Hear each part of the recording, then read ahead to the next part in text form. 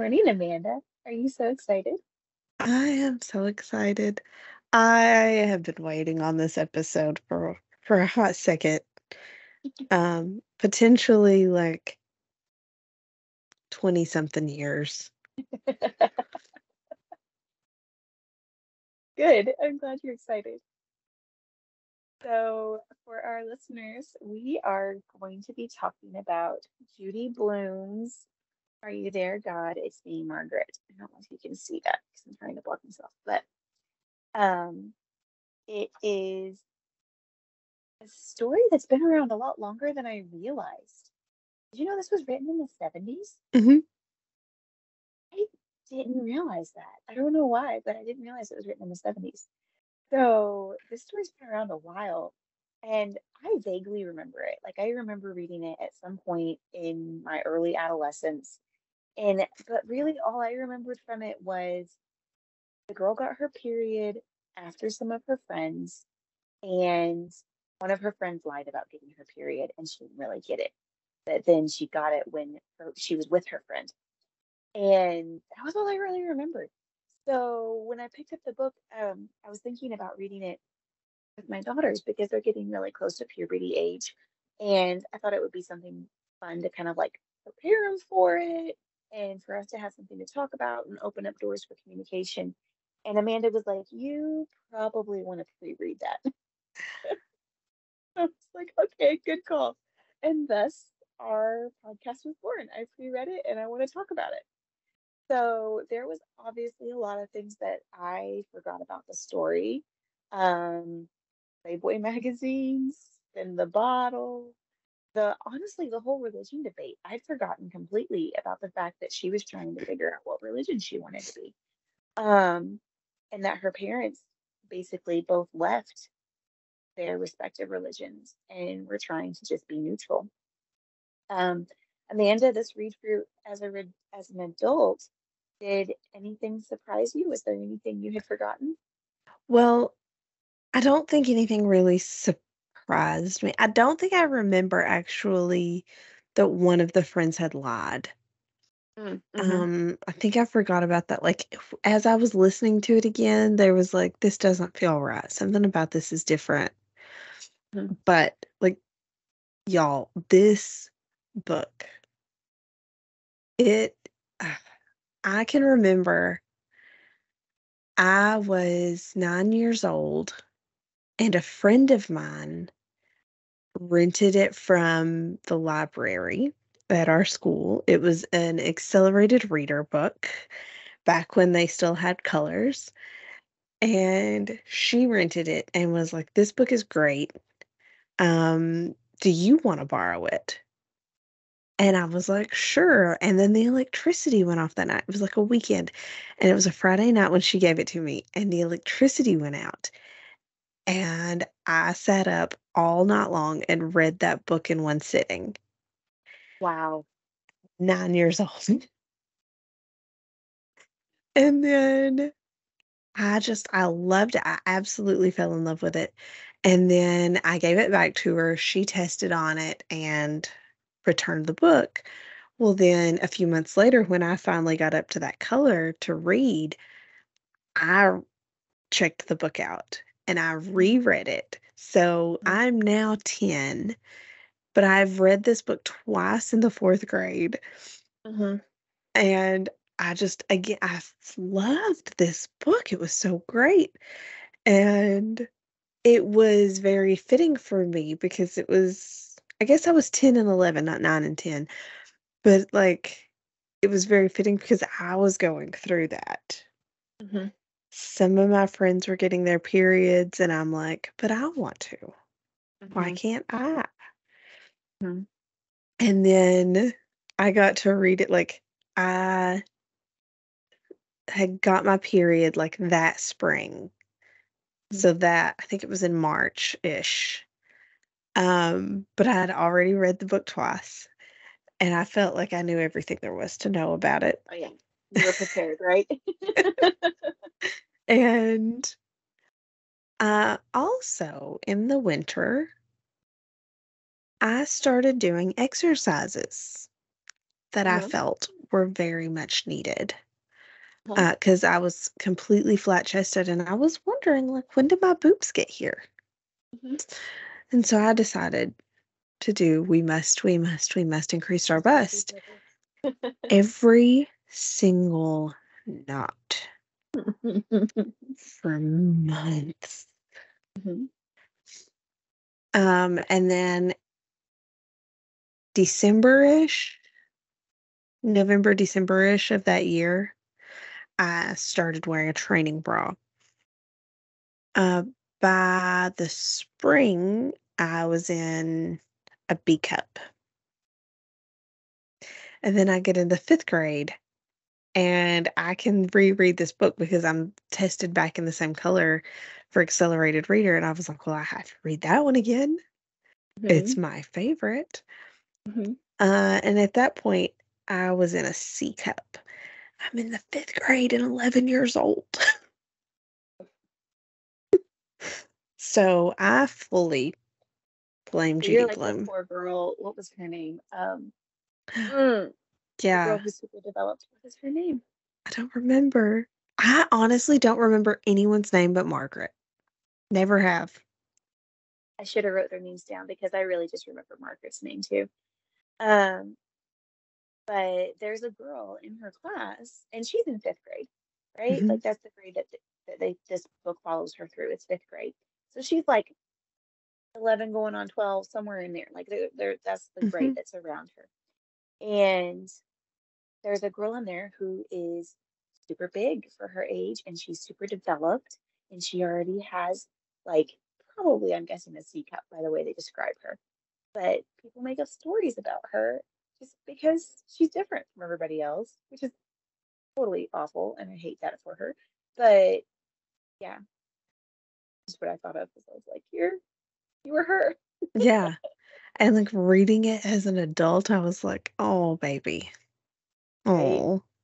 Right, sweetheart. I'm so sorry. I wanted to hug her. I know. I felt bad for her that her teacher was a dude. Also, like that made it just more awkward. She wasn't a Wait, which bad one? teacher, the older girl, because then there's more people going like, "Oh, the teacher's looking at her." Yeah, Like just one more thing to tease her about. yeah. Thank God all my teachers were older women, Yep. especially at that point. Ugh, I would have been Yep. miserable. Yep. Um, so one of the things that is a big theme in this book is religion, obviously, and her trying to decide if she's going to be Jewish, like her dad's side of the family, and her grandma, who's super involved in her life. I love her grandma, by the way. Um, Grandma's fantastic. Yeah. So she's trying to decide if she's going to be Jewish, like her dad's side of the family and her grandma, or if she's going to be Christian, like her mom's side of the family. And that determines if she's going to join the YMCA or if she's going to join Jewish school. Is that what it's called? What is it called? There's another I one. don't remember. It was Jewish. Jewish Student Union, something like that. Yes. Yeah, something like that. It's similar to the YMCA, but it was for Judaism. Um, so like there's that tension going on in the background. And obviously the tension of like the two sets of grandparents going on in the background because her mom's parents completely disowned her when she married someone who was Jewish. And her dad's parents, they didn't like that he married a Christian, but they didn't disown him. They didn't like give up on him.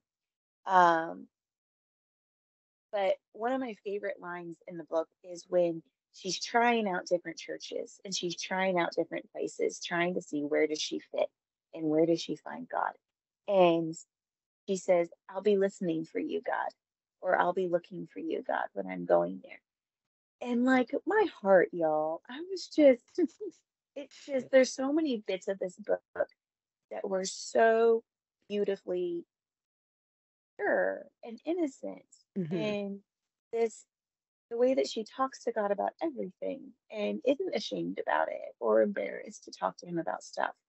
Um, I don't know. That was what I got from that part. I just really enjoyed that a lot, was this contrast. And it was also interesting that in every place that she tried, she never really felt connected to God like she did when she was just talking to him on her own. Mhm. How how did you interact with that? How did you feel about that as we were going through it when she was going like to Jewish synagogues, she went to a couple different denominations, and she said they were beautiful and she pulled out a lot of the similarities, but she said I just never really felt the same as when I'm talking to God on my own. Mhm. I think that for a very, very, very long time, and in some cases it's still very true, churches went with, "Well, this is the way we've always done it," Mm, or, "Well, this is how our parents communed with God, so this must be the way that we do it." mm, And for a very long time, like, that's the way it was.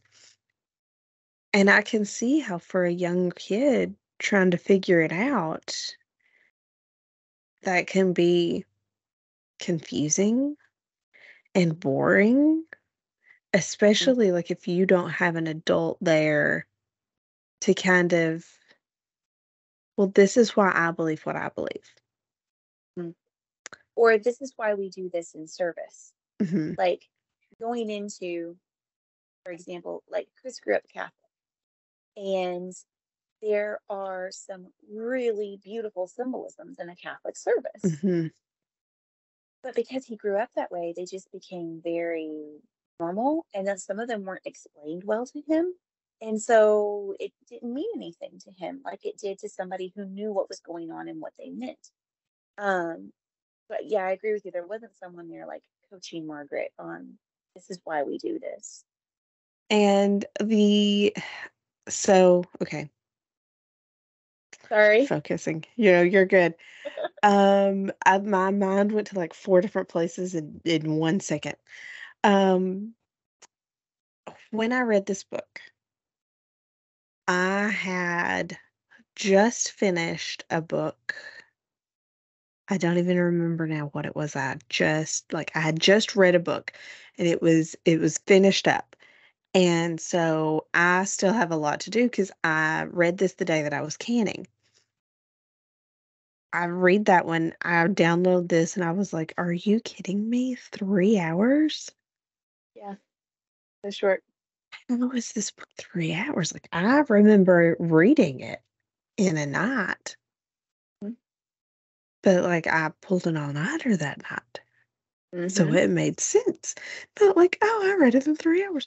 Anyway, I was like, "Okay, if I could read this in 3 hours normal, I could put this up to 1.5 speed." I love it. You guys haven't picked up on it. Amanda's a really good speed listener when it comes to audiobooks. I just increased the speed, and I'm just, like, working and working, and then when it ended, like, this is all still very, very fresh in my mind, but I have 3 different well, at the time, I had 3 different TBR lists. One was the 1,000 Hours podcast book book club. One was the podcast book club, and the other one was one that I sat down at the beginning of the year or end of last year and wrote out, like, "These are the books that have impacted me greatly over the last few years. Which of these books do I wanna read again, and in what season of my life do I wanna read these books?" And immediately following Are You There, God? It's Me, Margaret, was Teaching from Rest again. Uh-huh. And so I still have this very fresh in my mind, which it's also like a 3-hour book. Yeah, it's not very long. If y'all haven't read it, read it. I love it. It's my Uh, annual read for homeschooling. well, I think I finished both of them that day. And to have, like, Margaret's search and Sarah Mackenzie's discussion of how do you keep your traditions? Hmm. How do you help your children fall in love with your religion? and Hmm. your belief system, and they're like, "Oh, well, we just make it fun." And it's like, "Oh my gosh, yeah," like, because Margaret is sitting in the pews counting hats. Exactly. Exactly. It doesn't Yeah. seem very fun, and not that, like, we should have to not everything is gonna be fun. Right. Not everything is entertainment. Some of it's just learning, and not all learning can be made fun either, Mhm. but there's still lots of things that you can make fun, and you can not dumb down, but explain in a way your kid is ready to understand. Yeah.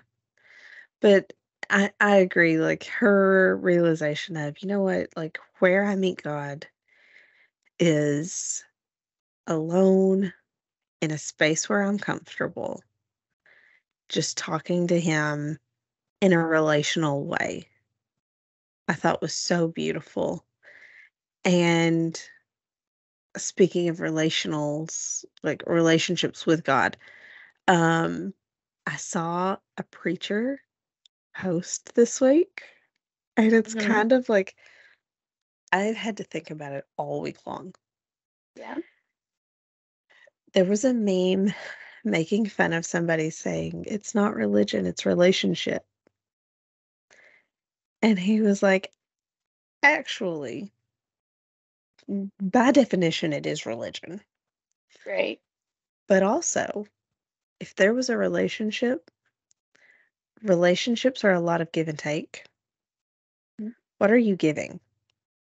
Hmm. If there's a relationship, you're going to strive to be better. Are you?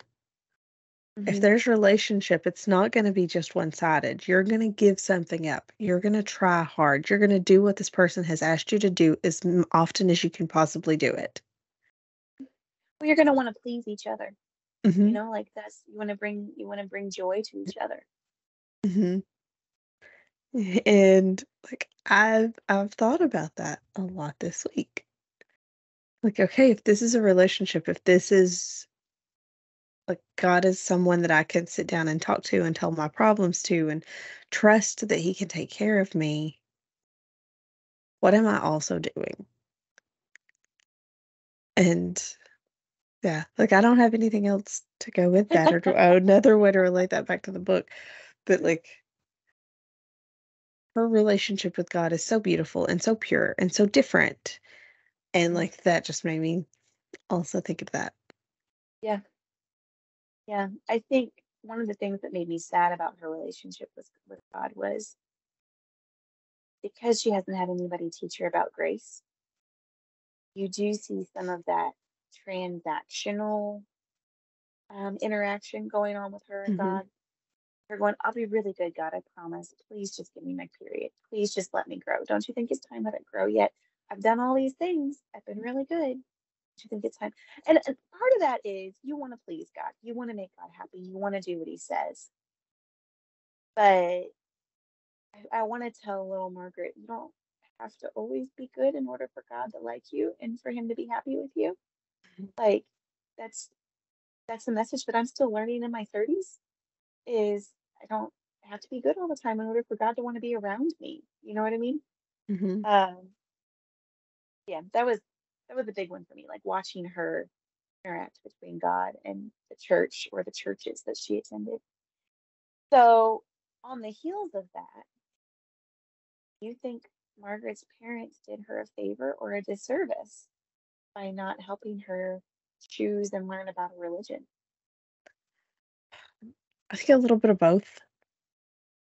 Um, like, just because you've had a bad experience, I don't feel like that's a reason to just give up. I think that's a reason to keep searching and keep finding, like, what do you connect with? Um, because, like, neither of them seemed like atheists. They just No, seemed to avoid the religions that they were raised in because their parents didn't make it easy for them. right? But then on the flip side of that, they didn't make it easy for Margaret. They didn't leave a space open for her to ask questions. They didn't leave a space for her to learn, why did you grow up this way? Why did you believe that way? And it's great to let her decide on her own. Like, how does she feel? How does she believe? But if she doesn't have a space to ask questions or a space to start from, how? But at the same time, like, you don't want to say, well, you have to believe what I believe because that's what I believe. For E, I want him to be able to like decide for himself. What does he believe? I want him to believe the basics of what I believe. Like, I want him to believe in Jesus and that he died for us and the foundation of what Christianity is. Mm. When it comes to the denominational things, I do want him to decide for himself. I would love it if he interpreted the Bible the way that I interpret the Bible. But like there are how far into that do I want to go? No. I think I know where you're going with this, and it's that there's not going to be just one kind of Christian in heaven. Hmm. You know what I mean? There's not going to be just one kind of God follower in heaven. Yeah. And you just really want him to have a grasp of the things that you consider essential. Hmm. Like, I want to give him a start point. Mhm. That's why we do the good gospel. It is not a denomination based thing. It is not well, this is why Jesus said these things. This is why we believe these things. This is the story of Jesus. Mhm. Yep. This is, there was this woman named Mary. There was this Mhm. man named Joseph. An angel showed up and Jesus was born. Yep. Like, that's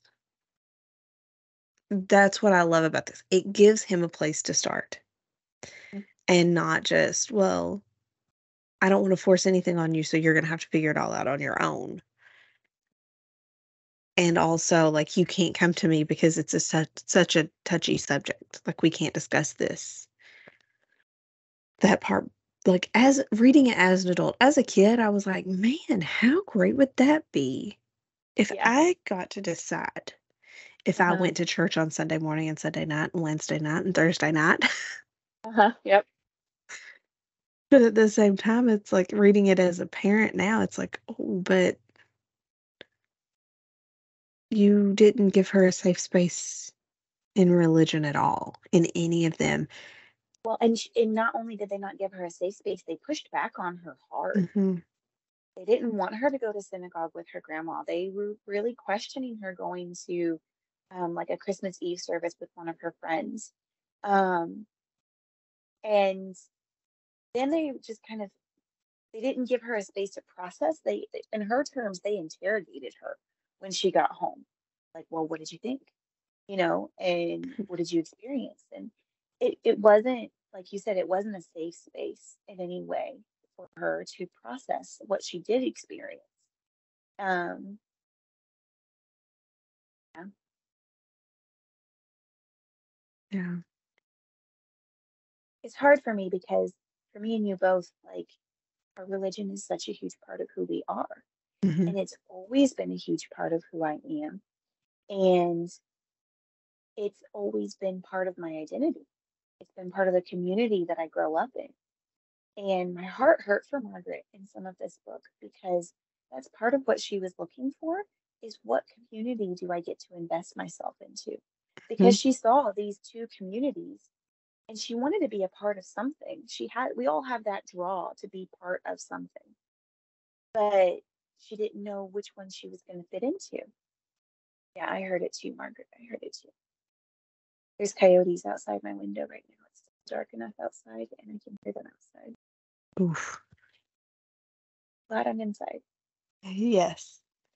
Glad I'm inside.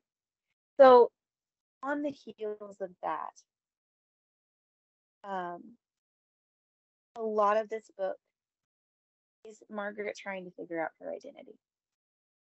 Like, where does she belong? And in some ways, she's trying to fit in, and all of us are. We're trying to figure out where do we fit in our society or in our groups or in our circles or whatever. We're all the period struggle, the boys, the different religions, socks or no socks, like all of those things were her trying to figure out where her place is. Um, do you think that her having one religion over another would have made her feel like she had to try so hard to fit in? Do you think that she still would have been fighting so hard to fit in if she already had one established over the other? Yes, but in a different way. Yeah, yeah, I think. Because I feel like everybody, both of us grew up Yep. in a steady religion, in a church. Um, where I was for a short time, there was a very, very, very large youth group Mm. while I was there, while I was in the youth group. And I'm not saying it was like hundreds of kids, but there was enough for me to struggle to fit in. Mhm. Right. And I've always been super socially awkward and never really I've always been one of these kids that was great with adults Hmm. and never really fit in with my age group. I think that's why we fit so well. Um, I was but I the think, mature for her age kid, yeah, always. same. Wise beyond my years is what they said about me.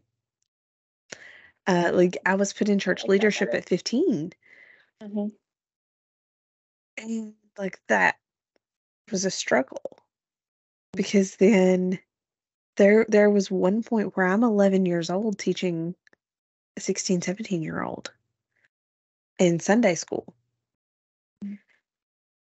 And so that made it really hard for me to fit in. And I think Margaret would probably have been the same way. Like, she's not great on the social scene. She's going to have a very small group, but I think overall she's going to want to fit in with the cool kids in those Yeah. groups instead of just which group do I fit. I One of the things that struck me as you were talking,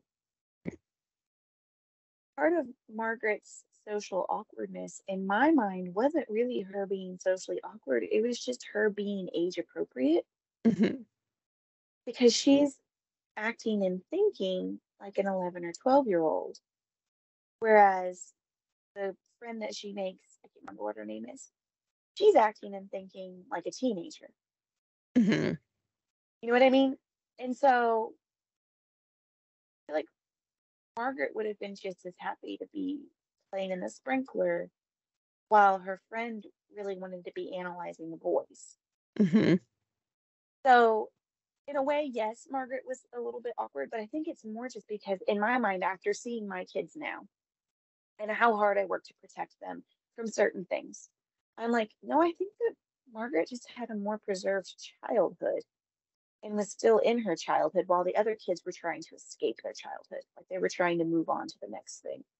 But I'm with you. Like, I think she still would have struggled to fit in. Like, she still would have been trying to figure out where does she fit in because I had I had a really strong religious identity and community, but I still had areas where I was trying to figure out how to fit in.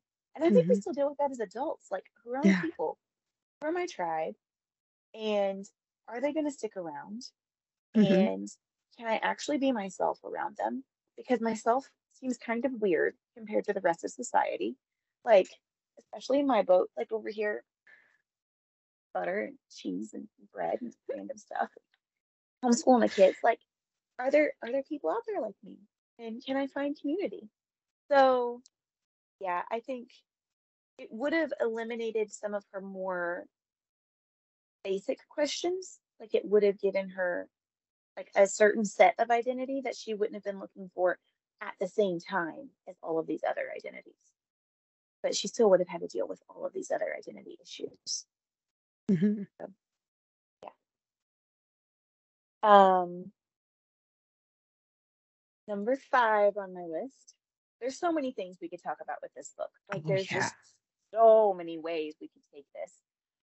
But one that stuck out to me and that I really forgot about was the Playboy magazines. I was like, what?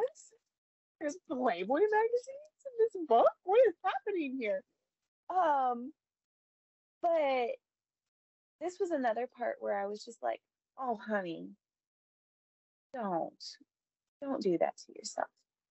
Because there's a part in the book where they're looking at the male anatomy book that one of the girls gets from her dad, who's a doctor. He has like a medical book, and they get that book and they're looking at it, but they're looking at it at Margaret's house. And they know that Margaret's dad gets Playboy. And so they ask Margaret to go get the Playboy magazine so that they can see what a fully developed young lady looks like. And I just remember all of the girls are going, oh, I hope I look like that. Like, that's the ideal. Like, that's what I should look like. And these sweet, precious babies are 11 and 12 and 13 years old. I'm like, no, honey, you're supposed to look like an 11, 12, or 13-year-old. You're not supposed to look like that right now. You know what I mean? And even when you get to 18, like that girl in the middle of the spread, probably not going to look like that. And that's Mhm. okay.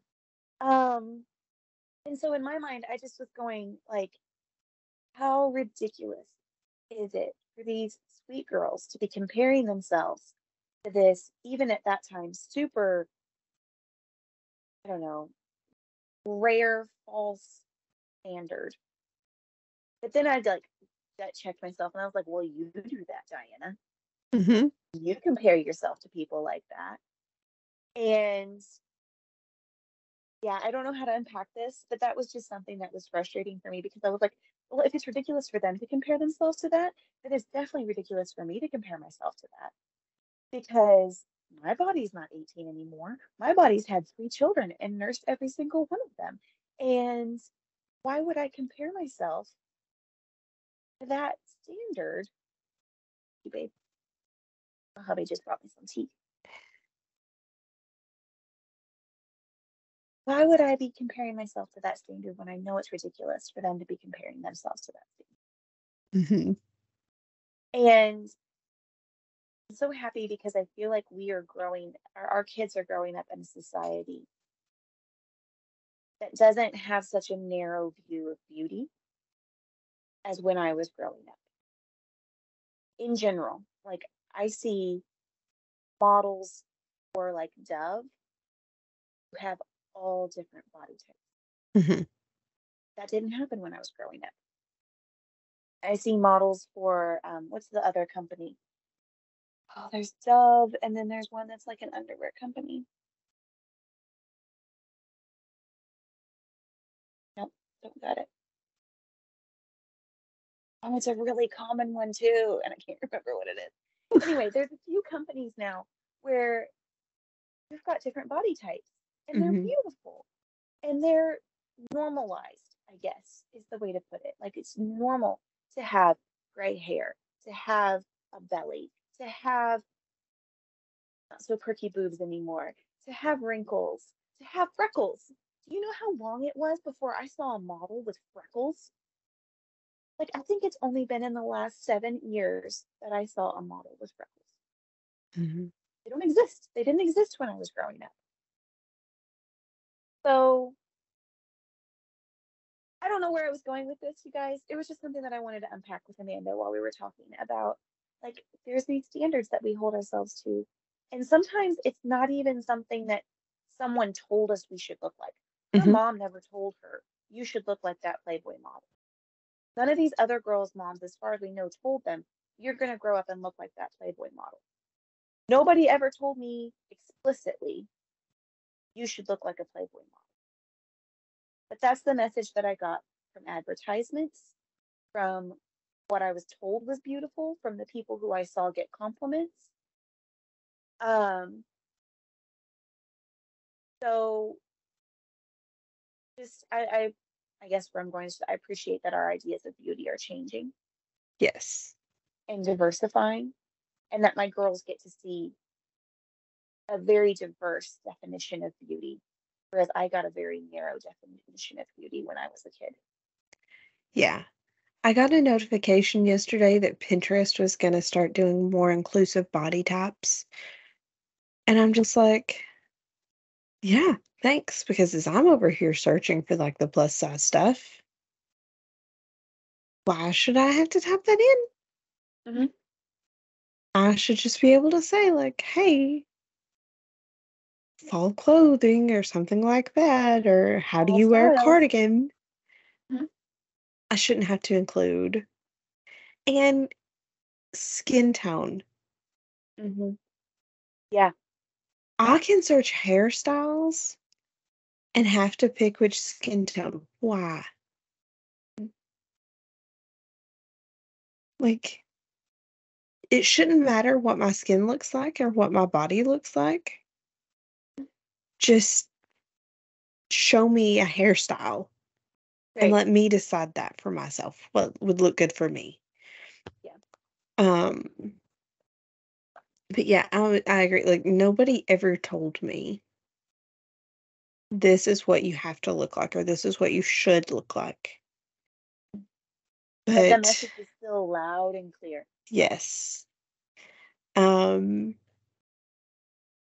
think the movie came out in my 20s. I know the movie came out in my 20s. I just don't remember what age. It was well before I was married. I remember that. I've never read the book, Eat, Pray, Love. I've started it many, many times, never finished it. Um, I've but never read it either. I've seen the movie so much that I can almost quote it. Hmm. Uh, and a very formative scene for me. I can remember watching it for the first time, and there is this beautiful girl that is Liz's friend while she's in Italy, and I don't remember her name. She's just absolutely gorgeous and super, super thin. And she is at some restaurant and she's ordering like I can't remember. They're ordering pizza, I think is where it is. And they're talking and she's like, I shouldn't be doing this. And she's crying and she's like, my pants don't fit. How horrible that my pants don't fit. And Liz is like, you were on vacation. What are you talking about? And she's like, I'm getting fat. And she's like, Okay, even if you were, so what?" And she's like, "Well, I'm still young and like men are gonna want to sleep with me if I'm fat." And she's like, "Okay, in all of your years of undressing in front of a man, has Hmm. any of them actually ever left the room? They're in the room with a naked woman. It doesn't matter what she looks like. They just won the lottery. Hmm. Go out, buy yourself comfortable clothes that fit you, and continue your vacation." Continue your life. This is Thistle. He's been having regular battles with Shadow. He woke us up twice in the last 2 days, having Oh, battles. They're very loud. No one's gotten hurt yet. They're just very loud. Sorry, go ahead. I just wanted to pick so, her up. um, but I can remember thinking like, "Oh, I don't fully understand." Like even in my 20s, I don't fully understand everything she's saying. But I can understand like why would it matter what a like why am I trying to look good just for them, just for a guy? Like if that's my husband, he should just be glad that he has a wife, even in my 20s, like young Mhm. 20s. Mhm. Um, if I'm comfortable, that should be what matters. And I really, really appreciate that this is now getting trendy. Oh, and boy, did I mess my hair up fixing that. Um, but there is a woman that I just watched on TikTok this week where she's like, Hey, I used to be a model. This is pictures of me at 17 to 19. And it's like her in this lingerie. And she said, I want you to know that then I hated my body. When I looked like this, Yeah. I hated the way I looked. I was miserable. And she's like, and now my body has given me children. My body has carried me through the best and worst moments of my life. And if she's not comfortable in the jeans that she wore last year, that's okay. We're going to go shopping. And I'm going to go buy her clothing that she is comfortable in. And I will work on remaining healthy. However, healthy can look very differently for a lot of different people. Yes. I was like, oh man, do If I you can appreciate do that. the activities that you want to do and you're doing them comfortably to the level that you want to do them, Hmm. you're healthy, girl. Like, Yeah. go do it. Go do the fun things. Like, yeah. I look back at my pictures from my early 20s, from when Chris and I first got married, and I was a good 20 to 30 pounds lighter than I am now. And I was unhappy with my body. Hmm. I saw all the flaws, saw all the things wrong with it. And I won't say I'm thrilled with my body right now. I'm still learning how to do that. But I look back at her, at that girl, and I'm like, hey, you are have the most rockin' bod you're gonna have probably in your life. Enjoy it. Don't be mean to it. Hmm. Don't be mean to your body. Um, so that's our message. Be nice to your body, guys. Yes. Love your body. It's doing things for you. It's letting you enjoy your food. It's taking you cool places. It's letting you give hugs. It's letting you carry your babies. It's what you use to hold books and hear stories and listen to music and see color. Like, your body's doing amazing things. And you eat that you pay. Right? She's delicious. I love her so much. I don't actually eat her, I promise. Um, so one of the last things that I wanted to talk about was I love how this story just isn't neatly wrapped up in a bow at the end of it. Where are you gonna go? Okay. Um, like any part of the story, it's not just totally finished. Is she gonna be a Christian or a Jew? We don't know. She doesn't make up her mind. Does she ever make up with the girl who she hurt her feelings when she followed her into the Catholic Church? We don't know. We're not told. Um, the conflict with the mom's grandparents is not anywhere close to resolved. Like, if anything, it kind of feels worse at Hmm. the end of it. Um, the story and her family and all of it is very imperfect and very realistic because of its imperfections. Um, and I enjoyed that. Like, I liked that that felt, especially if it's a book that's going to be geared towards younger girls. Like, I liked that there wasn't this picture of, oh, we can just wrap it all up in a bow and it's going to be perfect. That being said, was there a storyline that you would have liked to see completed that wasn't completed? Um, I think I would like to have seen her settle on a religion Hmm. just to feel like, okay, this worked out. And I can understand like why they didn't.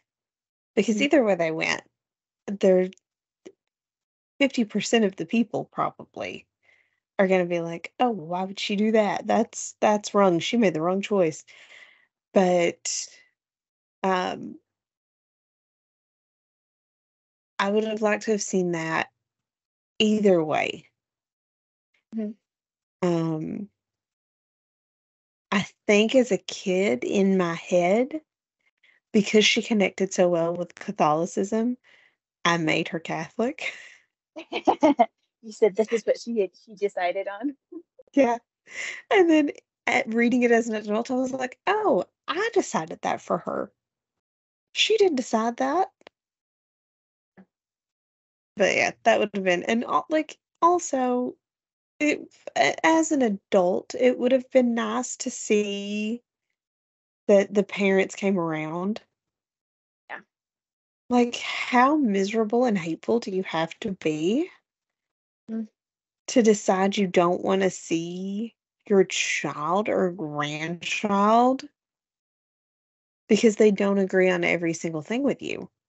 But also, maybe if you would have been nicer and made it look more appealing, you wouldn't have had as many disagreements.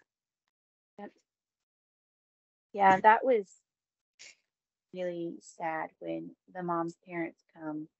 And not only do they like that part kind of made me mad. Like it really did.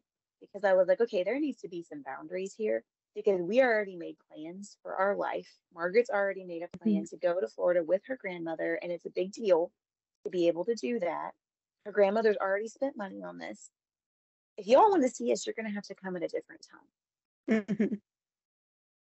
Like for me and myself and my family, that's probably the decision we would have made because you've chosen not to be part of our life for however many years. We're not going to just drop everything because you suddenly decide you want to come see us. So I kind of sided with the dad on that one. I was like, no, no, we're not going to turn everything upside down. I understand it was partially for like the drama of the book. And I loved that the dad's mom, the other grandma, came and visited anyway because she knew it was going to be a hard time. Like Yes. she is in Margaret's corner whole freaking book. I love her so much. Um,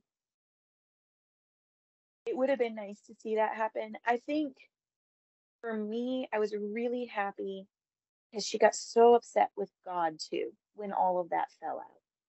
Mhm. Like she was done. She was done talking to God. I've been there. I've been done talking to God. Me and God have broken up on multiple occasions. And it's all on my part, obviously. He doesn't break up with me. But I love seeing her resolution for even though she doesn't choose a religion, she did start talking to God again. Mhm. Um, um, I think I would have liked to have seen her parents support her in her search for religion. I'm with you where like that just really bothered me, the lack of support from her parents and the whole thing. Even if she didn't decide, I would have liked to see her parents say, well, this was my experience in Judaism, and this is how I experienced God or didn't experience God. This was my experience in this version of Christianity. This is how I experienced God, or this is how I didn't experience God. Um, I think for me, that would have been a big development that I wanted to see for her. Um, Another one, and I know it's small and it shouldn't matter that much, but I kind of wish we'd have gotten more feedback from the results of her year-long project. Like when she's talking to her teacher, like because he picked up on that at the very beginning of the year that she didn't like religious holidays. Mhm. Like he saw that as something that she was trying to process at the very beginning of the year. And it would have been interesting for me to see how her teacher reacted. Yeah, if he could have been that kind of, Right. what's the word that I'm trying to think of? Mentor, I guess. Yeah. Or just even someone to be a sounding board for her. Just Mhm. someone who would have been more neutral to be able to listen to her. 'Cause, like, I don't want another adult Mm, to help my child or to choose a religion for my child right. or to give religious, advice Mhm, in private while I'm not there, mhm, and something against what I believe. right. However, had he been there as, like, a neutral, "Well, how did you feel? Right. Where did you fit? What did you like and not like, and have you Yes. tried this?" Yes. Just asking good questions. If he'd have been able Mhm. to be the person to just ask good questions and give her a chance to reflect. Yeah. I guess that's what I kept looking for Margaret was someone who was more neutral to just give her a chance to process. And she didn't get that in the Mm-mm. book. And that's kind of what I kept hoping the teacher was going to be. But he was more just kind of like this classroom foil that was like this little side battle that was going on with him in the class and him figuring out how to be a teacher. It was amusing, but I was hoping for more. Yeah. So those were my questions. That was my list. Um, for our listeners, if we haven't already told you, we are hoping to do a what's it called, where we watch along. Live. We've talked about a live. I don't know that we're gonna be able to do a live because of my internet, but we are planning on doing a react with me or something like There it is. that. That's what it was. Like a react with us, where we're gonna make a video of us watching the movie together because there's a movie that just came out, what, like 2 years ago? Has it been that long? Has it It's not just been been a that year? long. It's Okay. been within this year. Okay, yeah. I knew it was recent. I just couldn't remember because I don't keep movies very well. That is not my thing. Um, so I get to come visit Amanda soon, and so we're gonna Mhm. get to do that together and in person and make that recording. And I'm excited to watch it, especially now that I've read the book. I'm curious how they take it with the movie. Have you already watched the movie? No. I've brought it up many times and was like, "No, I wanna watch this for the first time when we record it." I'm excited. Yes. Excited. So that will be coming out later this fall. Because we're gonna get to go see Amanda in about a month. Yes, Very I'm much so looking forward to excited. it. Very much looking forward to it. So thank you so much for reading this with me, friend, and encouraging me to read it before I read it with my girls, so I'm prepared Mhm. and having a chat with me about it. I really enjoyed it. Me too. And I guess we should talk about our next book. Y'all, Start reading s now. start reading You're the Girl for the Job by, oh gosh, what's her name? Let's see. I looked it up yesterday and now I've forgotten. I feel like it's Jen, Liz. No. Oh, Um, Jess. there you go. You Were the Girl for the Job by Jess Conley. It is intense. It's another one of those, I think I read it in just like a couple of days, Mm, listening like an hour or so a day. But it is so deep. yes. I took some notes um as I was reading it. I don't see those. Uh-oh. There they are. Don't scare me like that. I get freaked out when I lose my notes. I have like notes and notebooks to Amanda and I are very precious and very important. And when we lose something like that, it's kind of reason for panic. Well, I used the notes. I didn't delete the one from when I was asking you town names. Mhm. And so it's titled Cushion. That's why you couldn't find And it. then, and then there's my notes about like, this is a great topic.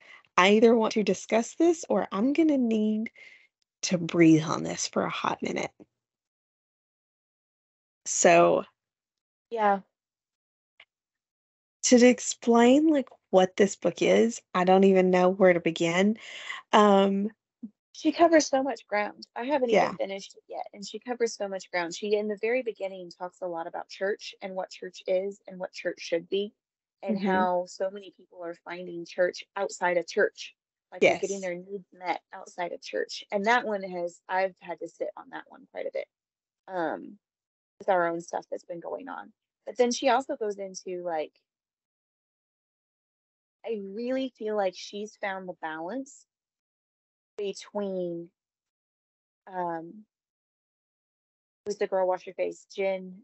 Oh no, Rachel Hollis. Oh, Rachel Hollis. She's found the balance between Rachel Hollis and Ruth Cho for me. Hmm. Cho Simons, because Ruth Cho Simons is very Grace, and Rachel Hollis for me when I listen to her is very pull yourself up by your bootstraps. And Jess is right in the middle. Like she has found the sweet spot right in the middle as of where I am right now, because she's very much saying God made you for this. Didn't Mhm. make any mistakes. He called you into this, so he's going to enable you, but you have to do it through his power. Mhm. You are not going to do this on your own. Like, if you're going to try to do this on your own, you're going to be exhausted and it's not going to work. You can do this with his power. And that's where I am in the book anyway right now. She hits so many things though. Yeah. She hits I community. I Yeah. listened to this a few years ago Mhm. and was like, "Oh, that's a really nice book." And I moved on. That And was a nice then read. I was struggling with trying to find another book to read. And I wanted it to not be parenting because we've done a lot of parenting books lately. And I was like, well, I also don't want to just waste a credit on something that I may not like. Mhm. And so I went scrolling back through my um, Audible account and was like, oh, this will be a really nice read. And then the first 10, 15 minutes of rereading it, I texted Diana and was like, you need to start now. Yep. I love it. It's fun. It's very thought provoking. It's very scripture based.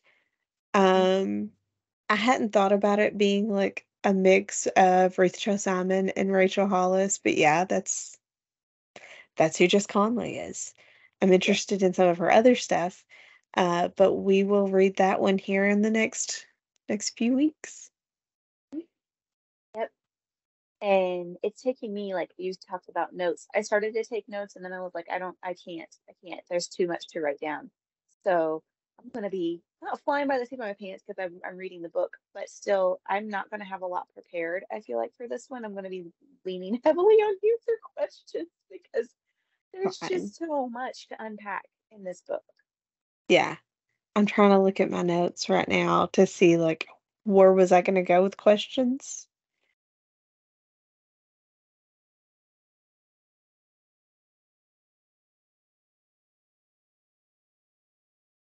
I don't know what the sentence means. Call Jeremiah discount women, but God never has. Well, so the discount women, but God never has part is where men have always discounted women. Men have always counted women out of things. I think that's two separate statements, but God never has because I just finished part where she was talking about Pharaoh just assumed that the midwives were going to do what he told them to do and kill all the Mhm. baby boys as soon as they were born. And they chose not to. They disobeyed Yeah. him because they knew that was against God. And then you've got Miriam and you've got Moses' mother and you've got Pharaoh's own daughter, all because they did what God called them to do. Through them, Moses survived in order to take care of the rest of the nation. Um, so that part I understand. I don't know about the call Jeremiah. Um Also I feel like there should be a hyphen between dis and count because it looks There's like not Jeremiah has women on sale. Not just for sale. The women that he has for sale are on on sale. sale. We are at a discounted cost for a limited time. He's Oh, the things downsizing. that happen when I'm reading a book that I'm really into and can't focus. All right. I But just heard a anyways, tiny voice. yeah, we're getting ready to get everybody up here too. But thank you guys so much for reading this and listening along with us. And Amanda, I enjoyed talking with you about this book, and I Yes. can't wait to watch the movie with y'all. All Yes. right, talk to you soon, guys. I pray that you have a beautiful week and you find the beauty in your unvarnished life as you go along your week this week. We love you guys. Bye. Bye.